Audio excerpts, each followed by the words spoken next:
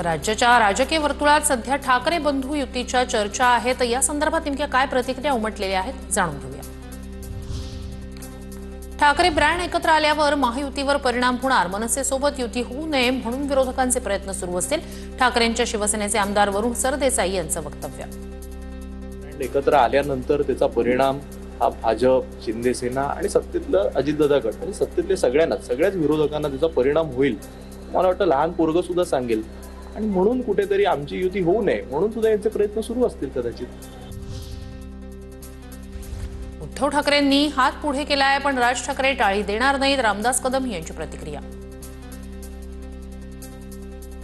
ठाकरे खूप हुशार माणूस आहे, तुम्ही कितीही प्रयत्न केलात कारण तुमचं आता सगळं संपलं नाही राजकारणामध्ये, म्हणून गेली आपली पत राज ठाकरेंना घेऊन पुन्हा उभी करता येते का, हा तुमचा बालिश प्रयत्न आहे। मला वाटत नाही त्याला राज ठाकरे टाळी देतील। शिवसेना ठाकरे गटासोबतच्या युतीबाबत राज ठाकरे निर्णय घेतील, नांदगावकरांची प्रतिक्रिया। मराठी अस्मितेसाठी लढणाऱ्या सर्वांना एकत्र व्हावं लागेल, भविष्याकडे पहा अशी आमची स्पष्ट भूमिका। मनसेसोबतच्या युतीच्या चर्चांवर राऊतांचं वक्तव्य। तर मुख्यमंत्री होणं म्हणजे राजकारण कळणं असं होत नाही, राऊतांचं फडणवीसांना उत्तर। ठाकरे बंधू एकत्र आल्यानं भाजपला कुठेच अडचण येणार नाही, पर्यावरण मंत्री पंकजा मुंडेंचं तुळजापुरात वक्तव्य। ते दोघेही मोठे नेते, काय निर्णय घ्यायचा हा त्यांचा विचार अशी प्रतिक्रिया। आमची भूमिका स्पष्ट, भविष्याकडे पहा, भूतकाळात किती दिवस राहणार, संजय राऊत यांचा संदीप देशपांडेंना टोला।